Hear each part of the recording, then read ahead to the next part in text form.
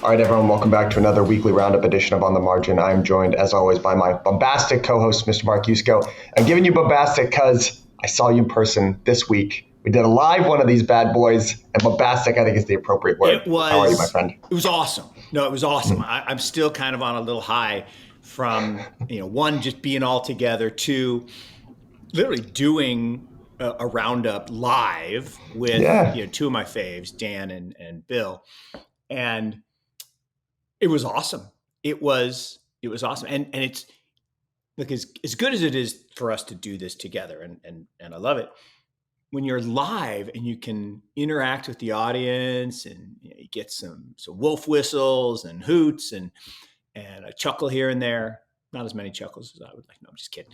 All right. So we got it. We got to start. I did the sock reveal on stage. I'm going to do the sock reveal this morning. And by the way, the orange pants are back. Fall is in the air. So, but this morning I have the Genesis block socks. Nice. So Chancellor on the verge of a second bailout for banks. God, what a great pair of socks. And it is so appropriate today on quad witching on the morning that FedEx has declared that we're entering a global recession. Forget the U.S., a global recession. Markets are cratering. I shouldn't say cratering. The 1030 is almost inverted. We are 4 basis points away from a 1030 inversion. And what's the significance of that particular inversion, just for listeners? Well, people talk about the 2s and 10s and the 5s. I always focus at the 1030 because the 30-year is an indicator of the market that the Fed really can't control, right? It's an indicator of health or the market's expectation of the health of an economy. And when that's rising, people are thinking the future is going to be better, right? It's 30 years out. The 10-year, to me, really is a almost reflection of the T-bill and T-note yield because it's so inextricably linked to financial products today. So you change the overnight rate and boom, the 10-year moves up, and so they can raise the 10 by raising short rates. But when that 30-year doesn't raise the same way and stay with a positive slope, which is what capitalism requires, and you start to roll down, it can get ugly. So, I'm not sure we're on the verge of a second global financial crisis. I really don't think we're that close. But I do think, and we talked about this, that we're just half a policy error away. We've already made a couple of policy errors, and it doesn't take much more to push us into a really bad state. Mm-hmm. Well, we've got some news in the world. That we had the Ethereum merge happen this week, which we got to talk about. There was a little birdie. So as you and I were speaking at DAS, Mike Novogratz was speaking at SALT and announced on stage that a little birdie told him that Fidelity might be rolling out Bitcoin into their retail brokerage segment, which is, I think, an absolutely hysterical way of doing that. I don't know if that was just like a fun misspeak or some sort of psyop, but like psyop, definitely psyop. Look, I mean, that can't happen by accident, right? Novo is one of the most unique people I know, and I'm sure he was wearing his floral jacket, and he's a unique guy, and no filter. So no, if he tells you something, it's true. I mean, he's not making stuff up. So the psyop would be coming from Fidelity, kind of saying, if we tell Novo, he'll tell everybody. And I mean that with great love, Mike. If you happen to see this, because I love. Yeah, he's honestly he's really helped push our space forward. But I want to start with the macro. So we're going to get into those stories later, but I want to start with the macro because I guess I have felt the emotion that I have felt recently is confusion because it seems like enormous economic contraction, right? Every forward indicator is pointing down. The Fed is talking about record rate increases, and they're not just blustering here, right? Like it looks like they're actually going to do it. So we haven't seen this amount of liquidity getting withdrawn from markets at the same time that the Fed is tightening, at the same time that the economy is slowing down. But then you're kind of looking at it and it's like, where's the carnage? And I think one of, the reason why you and I keep hammering, right, on the labor market, right, unemployment and housing is because those are going to be two of the things that the Fed is deeply looking at. And those things aren't really, they're starting to be signs, but They're like here, starting. let's Yeah. starting to be. Yeah. But the They're labor sticky market is down. one. Yeah. Those The, the big items, right? The big items, housing in particular, is really sticky down. I mean, interest rates are sticky down too. And can you explain that? What is sticky down? Sticky down just means when numbers go up, they tend to go up pretty quickly, right? And mostly because most of the data that we look at, economic data, is lagging, right? You're looking at the past, you have to wait for it. And so it has this kind of rapid rise to it. But then when it starts to turn down, again, there's the lag effect. So it just takes on. And people don't like falling things, right? So they resist and they try to pass policies to avoid that. So any whether it's interest rates, housing prices, corporate profits, they're just people fudge the numbers, I guess, until they can't. And then you get, the bottom dropping out. So it's that, don't want to go down, don't want to go down, don't want to go down because that means weakness. So, geez, it's pretty bad. And then everyone seems surprised when it actually happens. That's the part that I always find interesting. Yeah. Well, I was listening to this random podcast this week, and this guy was describing this period back in 2008, where there was kind of this, there was an initial panic, right, going into basically March of 2008. But then it was kind of this like calm period, right, in between March and September, right, which is when you started to get, people started to get worried about Lehman, and then of course Lehman happened. But it was funny. It was just like, you think back in time of, the great financial crisis being one thing, but it was actually kind of this drawn out, there was like an initial front and then this long eye of the storm type period, and then everything really Bear hit the Stearns fan. happened, Right. and J.P. Morgan, got to buy it. I mean, I hate how that happens. Right? Is one, all these deals, right, that you always see, these big mergers or big enough, that was happening on Sunday night. Why? Why do it happen on Sunday night? Well, there's the Council on Economic Stability that meets every Sunday evening, and it's the chairman of the Federal Reserve, the head of the New York Fed, and the head of the big four banks. So Jamie Dimon and Bank of America and Citi and these six pale stale males get together and they determine the fate of the world. And so if you go back to that period in February, Bear basically was done, right? They were basically bankrupt and the stock was cratering. And I think it hit like $2 or something like that. I can't remember exactly. But then, Jamie announces on Sunday night for Monday morning that they're taking it over, right? At $10, which is better than the two, but still a fraction of the value.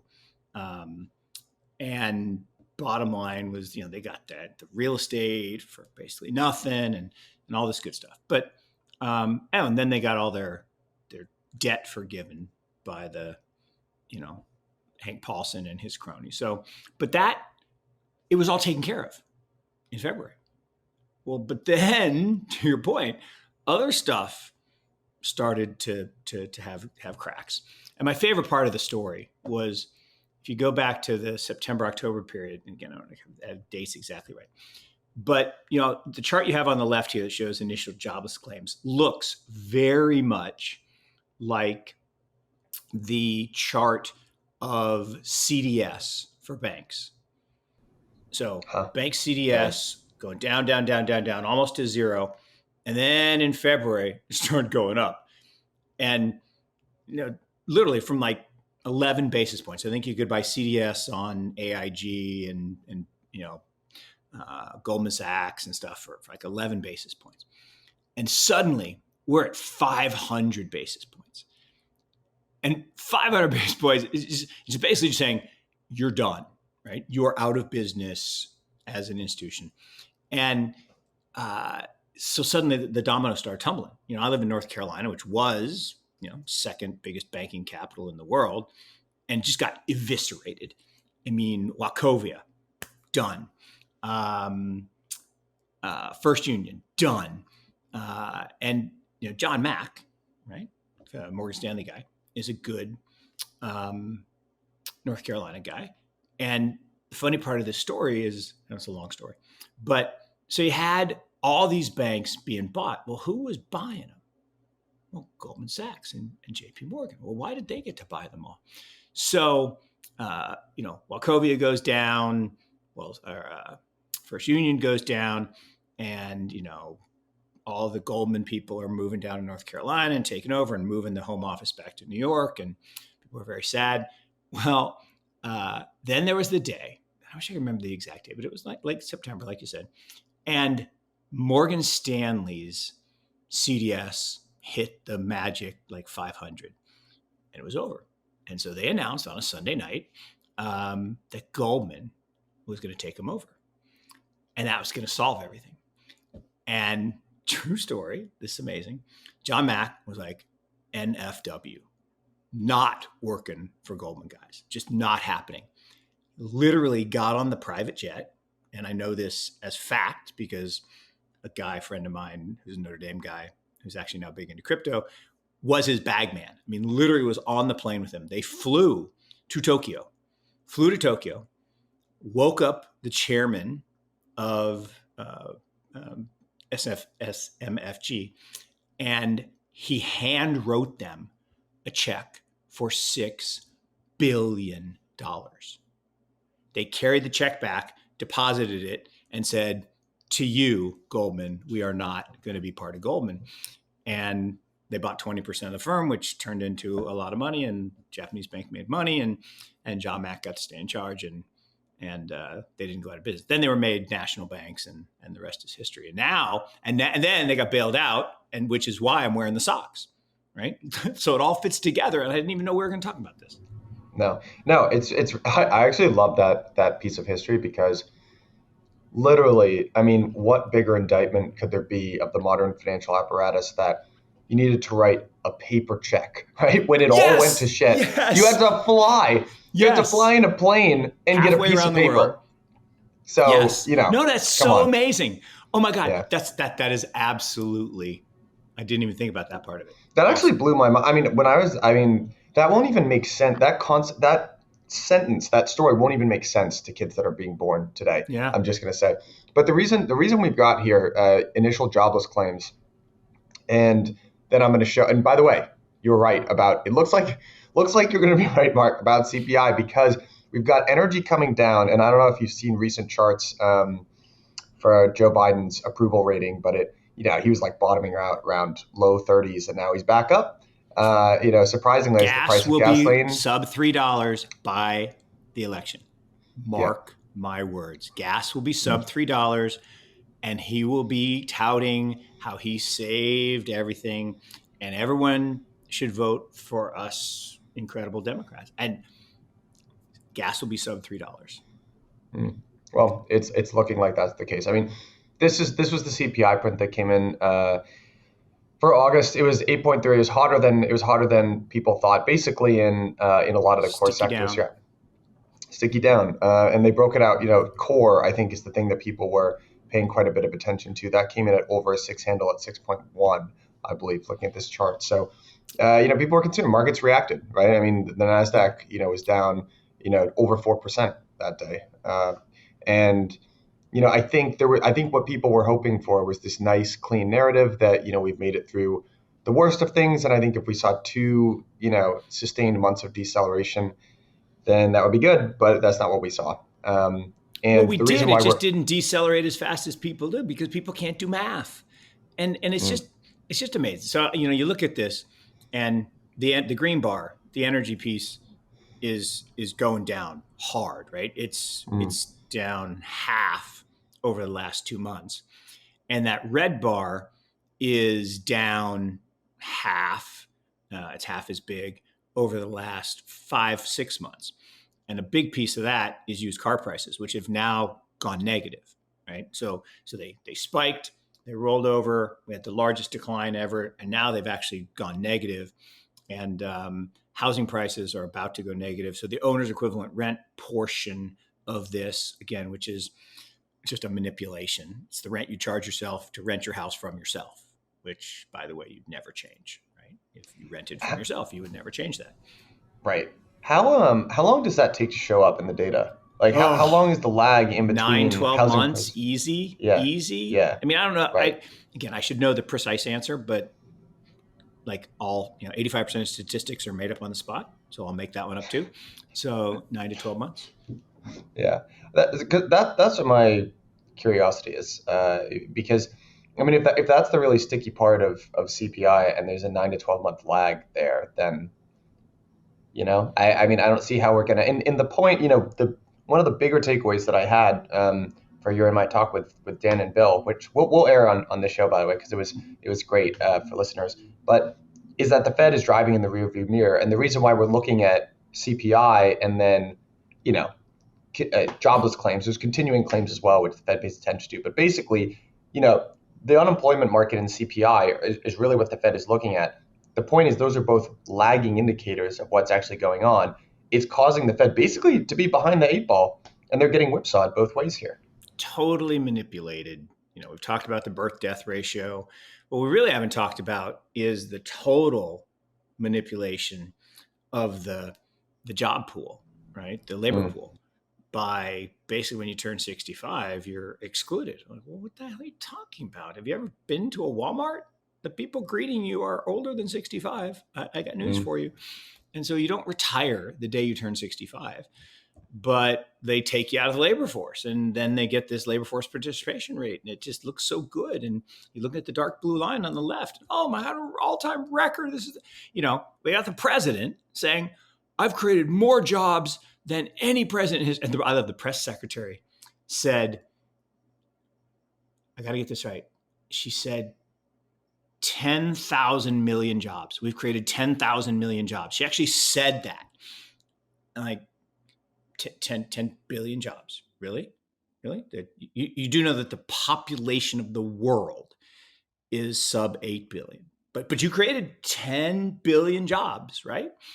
I mean, that that might be the most inefficacious person I've ever seen in a government job. And that's a big statement. She's horrible. I mean, mm. horrible at her job. And I yet I don't understand. I shouldn't say that. That's not nice, but she's horrible. it seems like it's just a recipe for volatility. There's not a lot of I mean, not that there ever is an enormous amount of certainty, but you also keep getting these surveys back from Bank of America does their survey of global fund managers, and Yeah. Yeah. it is Yeah. more bearish. The survey from this past week came back more bearish than it was heading into 2008. Basically peak panic of 2008. It's pretty But unbelievable the how it dire I the think mood kind of seems. professionals, right? People that do this for a living actually look at data. And this goes, Mm-hmm. remember, this goes to what we've talked about in the past too, about how people form beliefs. Most people are Mm-hmm. given their belief, media, parents, whatever, and then you seek data that supports that belief, and you Mm-hmm. reject all data that goes against that belief. And I think that's what's Yeah. happening now. Is people said, you know, we're the strongest economy in the world, right? Again, the president said we're the strongest economy in the world. I'm like, not even close, but okay, if you believe that, so then you're going to reject all data that goes against that. And you talk about these charts; these are amazing. Yeah. Well, the reason I thought this one was interesting was, first of all, we've kind of shown Fed funds futures curve, and I like the way the Daily Shot does it, because they'll do what the market was saying 1 week ago versus now. And it's just been, I mean, it's a pretty big jump, 1 week ago versus now. And now you can actually see that this curve is pricing in, Fed funds rate at just under 4.5% in April of this coming year. And the reason I thought this was, and the 2-year government bond is kind of responding, right? Like we've shown charts, right? That there's an intense degree of correlation, shall we say, in between Fed funds and the 2-year, and the 2-year is just a one-way rocket ship up. And the reason I think those numbers are sort of significant is that was kind of what you and I were talking about, or, inflation moderating to over the span of a year, like about 4 or 5% probably. And, Druckenmiller, in this great interview that he gave a little while ago that I think we keep referencing with John Collison, said that, inflation has never been conquered without bringing Fed funds above inflation. And at where the market is now pricing Fed funds and where the market thinks inflation is going to be, we're actually starting to see. It seemed even 2 months ago that those numbers were never going to come together. No chance of that. Yeah, but You you're don't right. think so? No, and it is kind of like that yield curve inversion that you have to invert the numbers, right? You have to get the liquidity provider to be at a level that actually restricts liquidity. Now, the question is timing, right? Restricting liquidity, totally logical, right? That's, I think, the real job of a central bank. I mean, stop all this nonsense of manipulating interest rates and let's just, move liquidity to enable some cyclicality in business because, we need boom times, for expansion and growth, and then we need some bust times to kind of get rid of the excesses and the bad stuff, like summer and winter. But I worry that people don't have a handle again on history. That history tells us if the economic activity is already contracting because of either things you said or did, and then you compound the problem by actually then sucking liquidity out. And it was so funny, we did the thing on stage and you asked, one final question, let's look forward. And everyone looked, like, I don't want to go first. I don't want to. And so they pointed at me. So I thought, fine, I'll go first. And I said, well, if you go back to the long-term cycle, starting in 1840, and DTAP says, he said, future, Mark. You're talking about 1840? I'm like, well, no, I'm setting the stage for the future, which is Mark, this was actually it was my favorite moment of the entire panel because we're like, all right, everyone, we're like already over time. We got 2 minutes left. Like, future, what do you kind of think? You're like, well, going back to 1840. It was so awesome. It was so funny. Sorry, I'm a taker of time, right? Time is, as my wife would say, I think time is elastic, that it kind of morphs a little bit. And that was a little bit rude, but 90-year cycle, 1840, policy error, garden variety recession into depression. 1930, policy errors, multiple, turn a garden variety recession into depression. 2020s, maybe we're doing the same thing. So, I at first I was like, I think this is going to be a mild recession, a la 2001. And really not that big a deal, kind of skate through it, barring, another 9/11 type thing, which was really what exacerbated the depth of that recession and caused a lot of the problems. And actually, that's not true. It revealed, it was like the tide going out in 2002. Speaking of tide going out and see who's swimming naked, that, embodies Warren Buffett. I actually saw Todd Combs speak the other night at a big Notre Dame event, kind of at the same time of DAS, so I missed the party. Wow.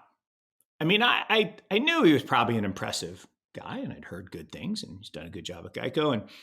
But no, I mean, one of the best investment thinkers I've heard speak. It was really good. He was really good. I was listening to his podcast that I keep showing called Acquired. There's it's a 3-part episode on the whole history of Berkshire Hathaway, about 9 total hours on the history of Warren Buffett and Charlie Munger and Yep. Berkshire Hathaway and how that whole model developed. And there was a guy, they told the initial story of the Geico investment. Yeah. Actually, he invested in Geico twice. Once Yeah. when he was a real young gun, when he was like 19 or 20 or something, trying to impress Benjamin Graham, Ben Graham. actually. Yep. Yeah, and then he bought an enormous and sold it, and then Geico faltered. They realized one of the largest losses on auto insurer, basically at that time, because Yep. the way Geico started was they would insure, funnily enough, government employees, because there Mm-hmm. was a correlation in between the propensity to work at the government and basically being very very safety oriented, right? So they Prudent. were based, yeah, Prudent. prudent, right? Then they just needed to grow faster than they basically maxed out that market, and they started insuring people outside of government employees. They had faulty underwriting practices, and they had to realize an enormous loss. And they brought in this guy. Shoot, I'm blanking on his first name. His last name is Byrne. He's actually the father of Patrick Byrne, Yeah. the CEO at Overstock. And this guy's turnaround story for Geico is one of my favorite turnaround stories I've Yep. ever. What a bombastic guy. Because he was running into they operated in a whole bunch of different states. And what they needed to do, in the insurance industry, you can't just change the price on your Nope. consumers, right? It's a Nope. very highly regulated industry. So you had to basically go around and lobby state by state, hey, we we had faulty underwriting practices. We're not going to change, our pricing for our current consumers, but we got to change it going forward. And New Jersey was giving him an enormous amount of trouble. The this and so he apparently, as the story goes, he goes into the office and says, you have given me no choice but to abandon the state of New Jersey, slaps, his insurance license down on the governor's desk, Yep. shoots off, fires everyone in the entire state, pulls out of there immediately. So, and kind of left the governor at that time to deal with the wake of, like, why did you just Yeah. lose all Why these did you different just jobs? lose all these jobs? Yeah, it was unbelievable. I just love hearing those crazy No, turnaround it's stories. amazing. And the thing that um, Ted said that I thought was so interesting was, so he went to breakfast with Charlie. It was kind of his interview, and Charlie asked him a simple question: what percentage of companies will be better 5 years from now? And I think the average person would say, I don't know, half the companies, probably be optimistic. We're all optimistic people. And he said, well, I didn't think about it, like 5%, maybe. And Charlie's like, okay, now you need to meet Warren. Um, and the answer is not even five. He said, Mm, now that I've actually thought about the question rather than just reacting to it, it's one. It's one. Just think about that. Just, we talk about S curves and parabolas and exponential growth. Think about the difference between, you think you got a top 5% management team, a top 5% company, and they're just not even that good. Because you mm, got to get that 1%, that Geico esque kind of type of company. And what I think is interesting about that is let's apply that to the world of digital assets and crypto. If 1% of the projects are going to be better 5 years from now than today, what does that mean for investing in them? What does it mean for portfolio management? What does it mean for, like, what we just saw, the merge, right? I mean, we talked about this and it was like, oh, it's going to $10,000 by the end of the year. Like, since a week ago when we talked about pre-merge and post-merge, down 15%. Now, I'm not saying that's proof of buy the rumor, sell the news, but I don't know. Is Ethereum better for this change? I don't know. I I don't know. I know people are beating up on me on Twitter that you just don't understand proof of stake and it's far superior to proof of work. And what about energy? I'm like, I don't know. I don't think somebody tweeted that as of yesterday, global electricity consumption was going to go down 0.2%. Like, I don't think that actually happened. I think the ETH merge. I mean, I think the ETH miners just went to a different they outcome. switched. They They went to a just different switched and chain. went to something else. Yeah, So they're still using the yeah. electricity. I mean, they didn't want to go out of business, and so I don't think that's true. And proof of work is so important in my mind. for establishing truth that I don't know. I think the big question is Ethereum better today than it was 2 days ago? And I Maybe you don't can know. answer this for me. What is the difference in between concentration among validators and concentration among miners? um, there is none. There is, yeah. That's Come on. so. And well, no, it's That's my worse. kind of It's thing. worse. It's worse with miners. With miners, at least there's the chance that other miners could come online and diffuse the pool. With proof of stake, once I've accumulated all the assets, no one else can have them. So I think consolidation of validators far worse. But that's just me. Now, I'm not so concerned.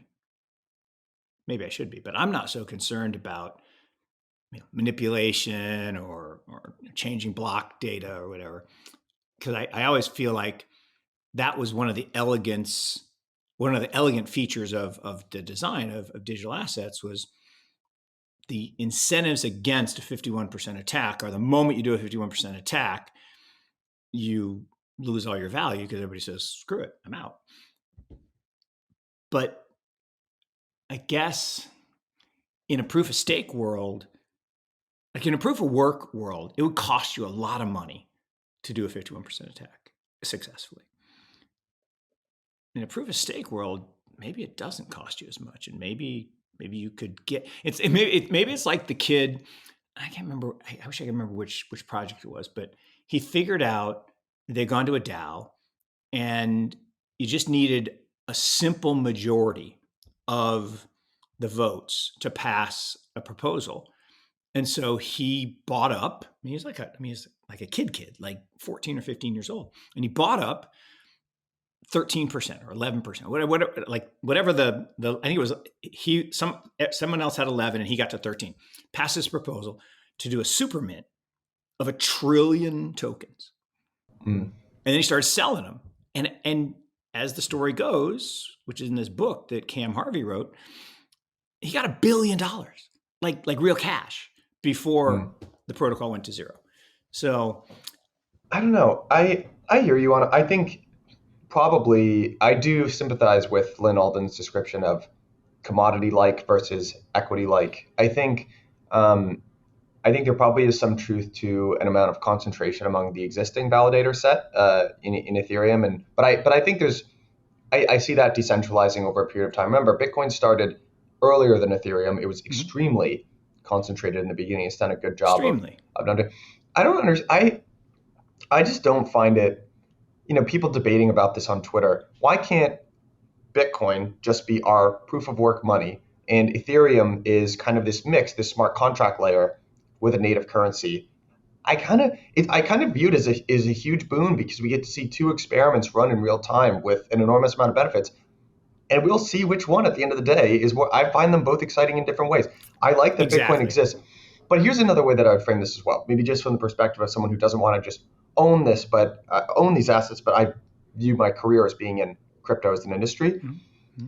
If you told me, hey, you have to pick one of these things, and by the way, you don't have to just own it, but you need to go work in that part of the industry, I wouldn't even have to think about it for a second.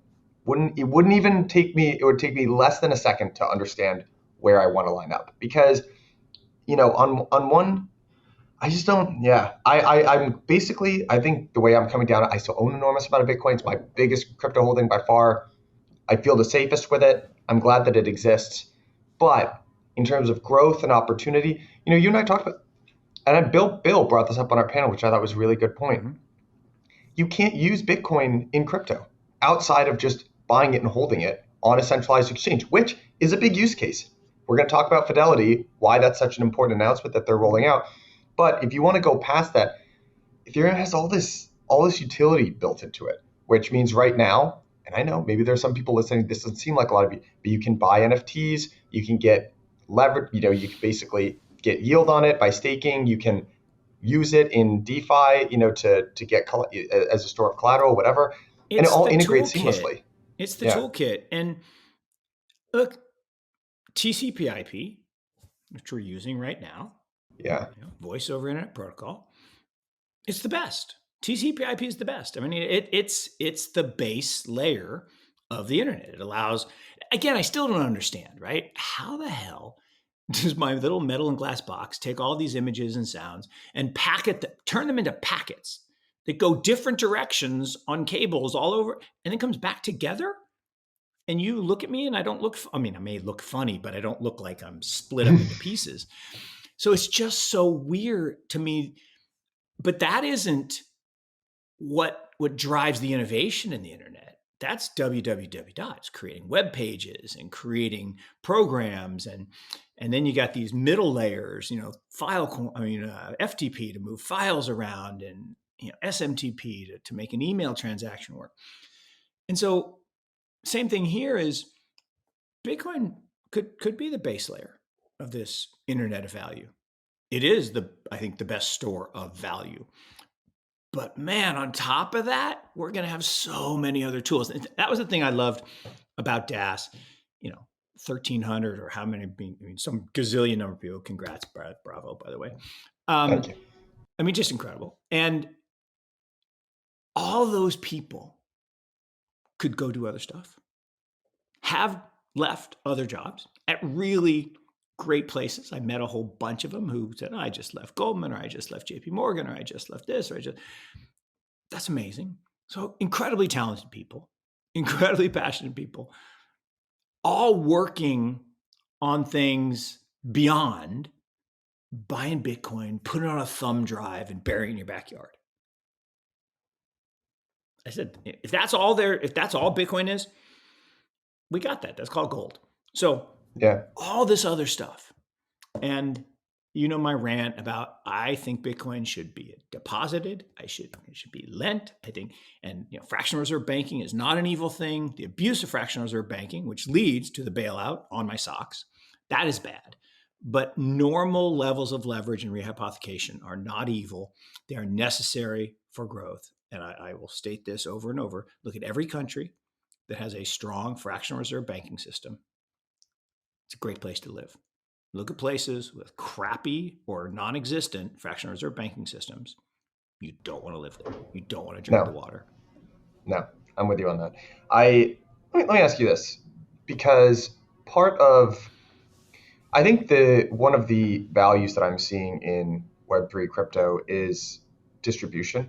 And there's this guy I love to listen to whenever he talks, Chuck Aker, and he kind of talks about the value of distribution. New industries get built off the back of distribution. Maybe one of the most apt analogies is the internet. People generally, unless you were Bill Gates or Jeff Bezos, they weren't talking about the internet as distribution. It was this information highway people did. But really, what I think many people implicitly kind of understood was an enormous amount of people are going to plug into this, and there was a great way to access a much larger community of people at a much cheaper price. And now we intuitively understand it because we got Google and Facebook, and it reaches this enormous audience of people. But I think probably one of the advantages of Web3 is actually distribution as well. And the strategy thus far for the most successful platforms, which are layer ones, Bitcoin, Ethereum, Solana, Cosmos, whatever, has been you start, you issue your tokens, you find a way to get it into retail hands, you make that token go up, and you create these evangelists for it. So I think an enormous part of, and Antonio, the founder of DYDX, kind of talked about this, and now maybe that's not appropriate anymore, but certainly that's been the use case so far. I think these platforms depend on, because they aren't centralized companies, evangelists to go out and tell the story and invite more people in. Yeah. If you had to do a scorecard of the Ethereum community and the types of people and their ability to attract talent versus the Bitcoin community and their ability to attract new talent, how would you score that? Oh, wow. That is like A++ question. Thank you, In sir. fact, I'm going to compliment you for another couple minutes on how great that question is, so I can actually think about an answer. And that's why I just love doing this, because you just ask the best questions. And in the absence of good questions, we just blather on about data, which is not really interesting. That's such a good question. I can give you a thought for how I would. It's such a good question. So here's no, it's so funny. So when I think I've told people this, but I got media training one time, right? So do TV. I'm like going to do Maria's show on Monday morning and at Dark 30, and so the guy sits me down, just asks me a question. I start answering. He says, "What are you doing?" I don't know. I'm answering your question. He says, "You never, ever answer the question. You deflect and redirect and talk about what you want to talk about. Don't answer the question." I said, "No, I'm a dutiful firstborn. I always answer the question. You ask me a question, I will give you an answer, even if it's probably not prudent to answer." But so I'm not going to deflect and redirect as I was taught. I will answer, which is, I think it's bifurcated. I think there's incredible talent in the ETH ecosystem and lots of scammers. And whereas I think in Bitcoin has its share of scammers too, but I feel like Bitcoin's more clustered around talent, but it's more homogeneous. I think in ETH, there's a wider swath of talent, less homogeneous, people doing different things, different backgrounds, different perspectives.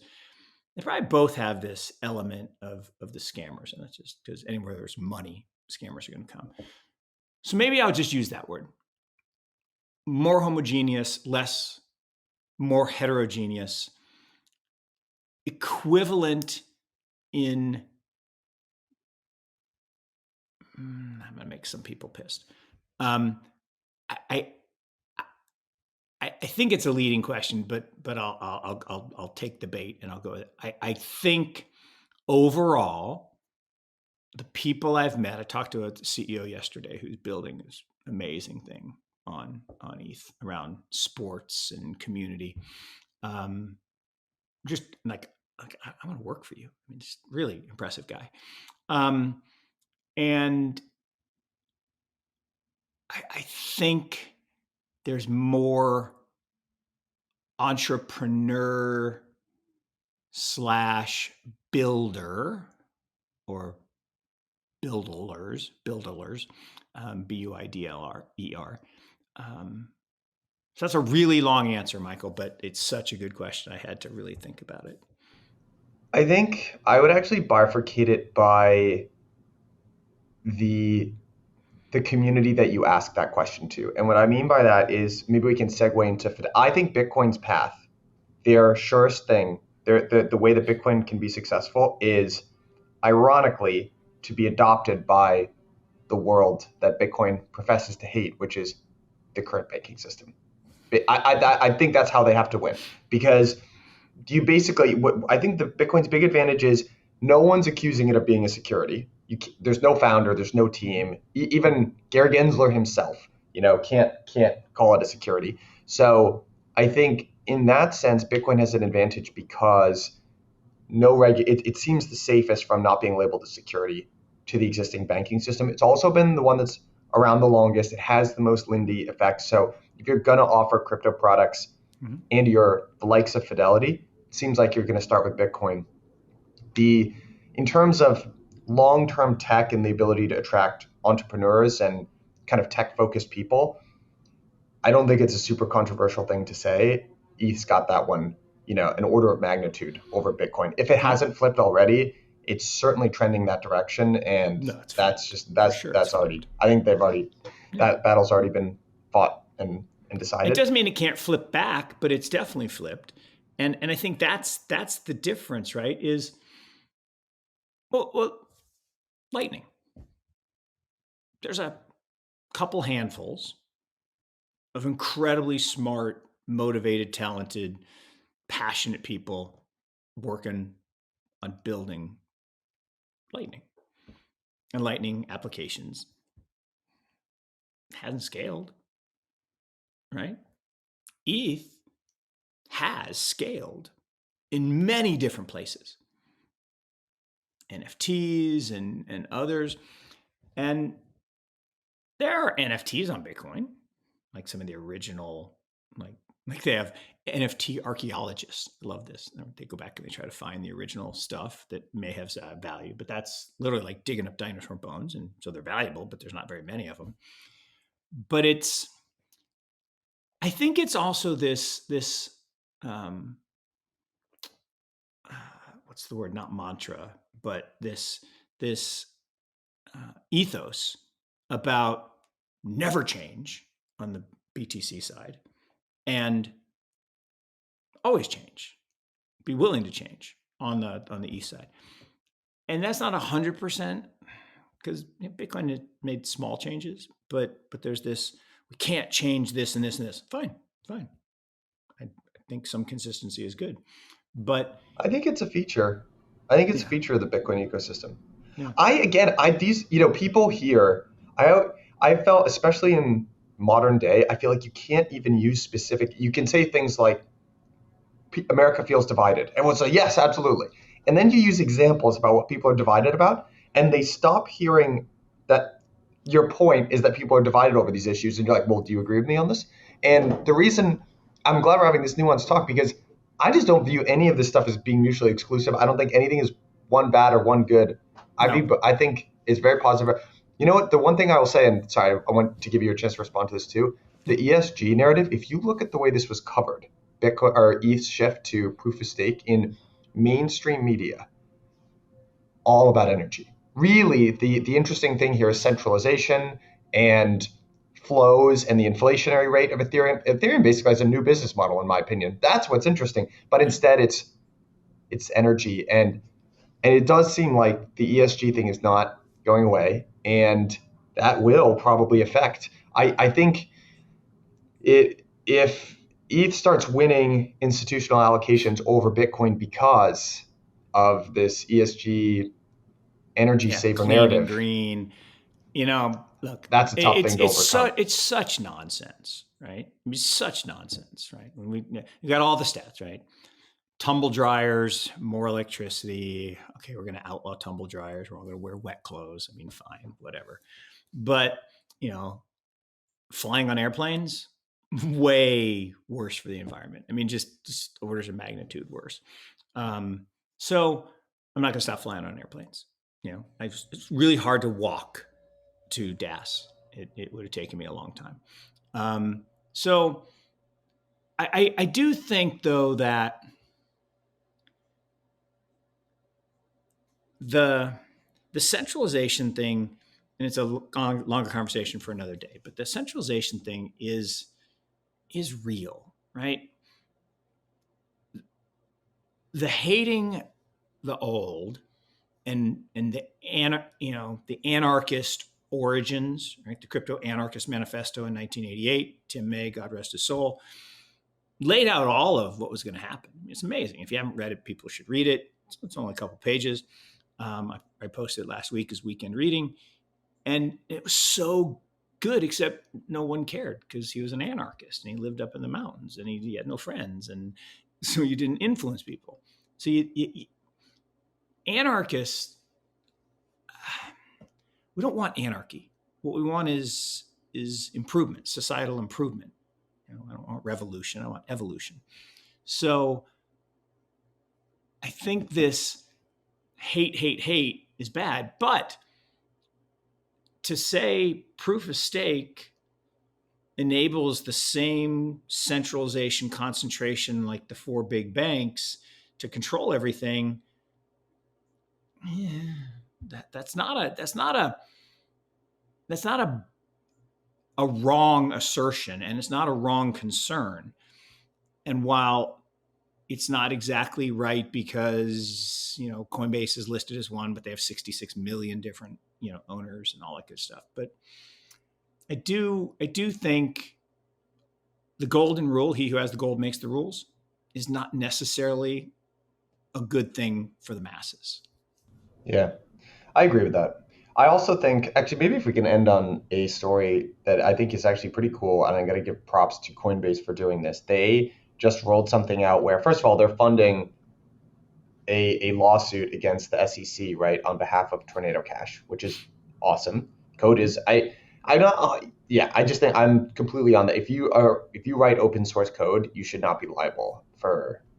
I just think it's Look, crazy. if you're not terrified by that, you're not paying attention.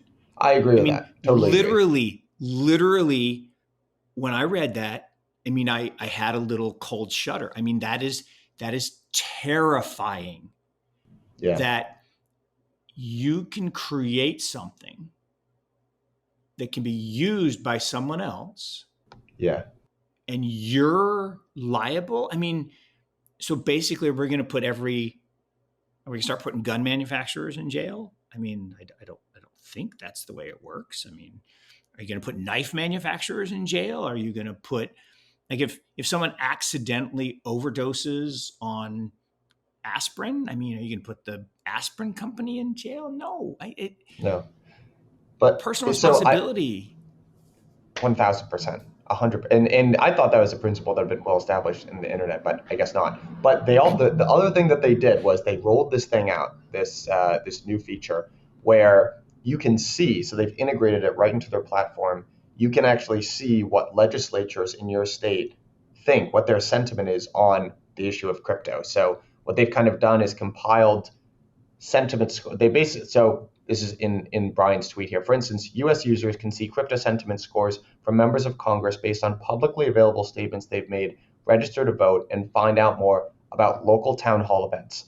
Over time, we want to help pro-crypto candidates solicit donations from the crypto community in crypto. We'll also expand to get more geographic coverage in global elections and add data on various candidates running for office, not just current elected officials. So cool. First of all, young people I'm speaking to myself here because I'm always, we need to get more involved. And I have no idea who the Yeah, let's local get pub and involved. who's running. So I think it's a very cool initiative from Coinbase writ large. But I think it's also a realistic call to action, which is if you want change, this is how change gets enacted in America. I don't think that has to be some you gotta engage. We have the ability to engage in public discourse. It actually matters. If you remember a year ago or so, right, we lit up the phones of representatives. I can't even remember Yeah. what that one was about. It was one of the, the first poor iterations of a bill that was going to was making its way through Congress. So this is how you engage. If you want to see change in your own backyard, be the man in the mirror or whatever, right? 100%. And Look, talk to your politicians. 51% of people didn't vote in the last presidential election. Mm-hmm. It's insane. Oh, I didn't like the candidates. That's not the point. You have to be part of the solution. Can't be part of the problem. Got to be part of the solution. And to your point, beyond the president, who mostly figurehead and spokesmodel, it's Congress that makes all the laws. 100% Congress makes the laws. And so many people literally, I like that name. It sounds like somebody I would like. Or, oh, someone told me, oh, I saw that guy's sign. But do you know anything about them or anything? And being an informed citizen is, one, should be a responsibility, right? It's a privilege, one. Think about around the world where people are, dodging bullets to go to the polls, and we just complain that there's nobody good to vote for. There are plenty of good people to vote for. And We should do something on this show to encourage people to do this. I'm thinking out loud here. I'm getting myself in trouble, but love it. we should. No, I love it. If you're listening to this show, go on to Coinbase, figure out what your local politician thinks about crypto. If they've got negative sentiment, give them a call, shoot them an email, and Mark, maybe you and I can brainstorm offline. Maybe we can do something. I think that's a great idea, and we're coming up, right? We got a couple months before the big day, and I was down at it was Bitcoin Miami, and Suarez got up, and of course Suarez is talking his book, but he said, I believe in the 2024 election, you will have two pro-Bitcoin candidates running for president. And of course, he was trying to think that he was going to be one of them, which I don't know, maybe. Maybe. I mean, he's an impressive person in person. right? I mean, he speaks well, he looks good. I mean, he fits the suit, Johnny Bravo. Uh, but I, that's the conversation of the day. He does fit the suit, but I think his point was well taken, which is exactly the point you're making, which is know how someone stands on something that's really, really important. And crypto broadly, digital assets broadly, is really important. Like it's not just whether the price of Bitcoin goes up or Ethereum goes down or up. It's what we talk about all the time in the bigger picture. It's the greatest macro trade ever seen. Yeah. And DTAP and others have talked about it. It is the greatest macro trade. Why? Well, because we're fundamentally shifting how value is transacted. Yeah. I It's have not the another. days of the kings having all the value and determining No. who gets it. It's not the days of paper and meeting at the buttonwood tree and exchanging stuff. It is literally, I mean, I love this part. A blockchain is a layer up from a nation state. That's an amazing thing, right? We can have a global community, society that operates in the metaverse, right? That is a version of the metaverse, not necessarily the VR goggles, but that is a level of metaverse. And how we transact value of all kinds in that space is foundational to a successful and bright future. Let me give another. I think there's a decent chance that this narrative emerges for Bitcoin. So Bitcoin digital gold, the inflation hedge narrative for Bitcoin right now is going through the ringer, and I think that's a Mm-hmm. little bit unfair. And actually, Totally unfair.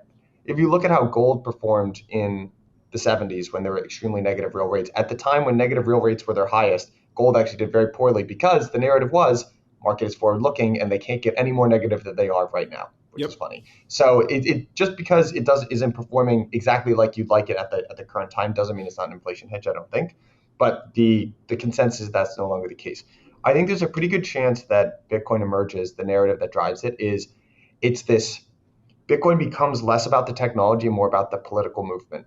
And it becomes this, like, to use Balaji's word, like a flag that people wave to say, hey, I am pro freedom, I am anti censorship, I am basically kind of describes this political ideology more so than anything else. Yeah. And I do think some politicians, probably Francis Suarez, has figured out that it's a really good way to mobilize a base of people and get them under this shared Amen. banner, this Amen. shared Yeah. thing. Yeah. Yeah. Yeah. And less that, because Balaji kind of came out with this idea. I do want to say, it is my pinned tweet, from February of this year, talking about exactly this thing where censorship, not inflation, might be the driving narrative for Bitcoin going forward. Because let's say this, right? Remember when there was a lot of pressure on Spotify to deplatform Joe Rogan? Hey, I don't like, he said XYZ Mm-hmm. thing about vaccination. Mm-hmm. Spotify, you should get rid of him. Yep. Spotify is going to make a business decision, and they're going to say, I'm either going to honor this relationship that I have with Joe Rogan. I want to keep the customers that he brings. And then, the decrease of that, the other side of the ledger is I'm going to lose some customers who disagree Yeah. with Joe Rogan or whatever he said about vaccination. So let's say they make the calculus to keep Joe Rogan. They're going to lose some subset of their customers.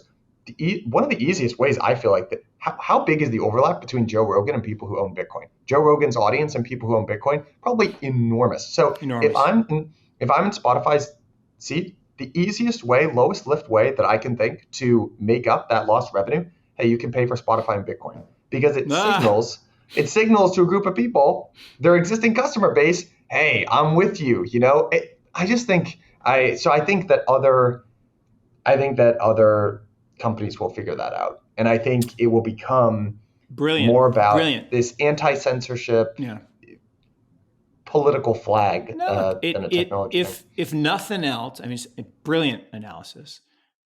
If nothing else, if we can replace the fervor and enthusiasm of the youth movement, uh, and I don't use the term youth derogatorily. I mean, No, I know. I'm Yeah. just old, and then I think the youth movement is.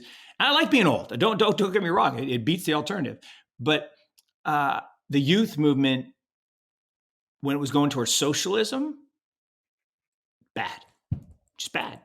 And it's happened over and over and over in history, right? Over and over and over. The lure of socialism, collectivism, bad. This is better. Move to anti-censorship, anti-authoritarianism, freedom, maximalization of, and now social safety net, taking care of the impoverished, making sure 100%. that the people who don't have. Yes, 100%. But collectivism and socialism and the Bernies, no. What you describe is the way to go. Let's move there. Awesome. All right, Mark, that's all the time we have this morning. I'll see you here same time next week, my friend. All right. Cheers. Have a good one.